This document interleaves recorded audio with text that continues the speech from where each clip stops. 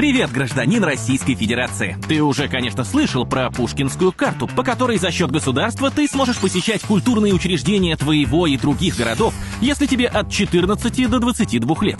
Хотим напомнить, тебе доступна обширная культурная программа. Нет, не так. Не просто обширная. Огромная. Смотри сам. Театры, музеи, балет, опера, консерватории, филармонии, выставки, экскурсии, фестивали и... Теперь, внимание, с этого года еще и кино. Да, по Пушкинской карте можно покупать билеты в кино. На какое кино, спросишь ты? На самое разное. Драмы, комедии, триллеры, приключения, боевики, фэнтези, спортивное и историческое. Доступны почти все премьеры российского кино. И мультфильмы, кстати, тоже. Зайди на портал kultura.rf. Там можно посмотреть всю афишу и даже билеты сразу купить.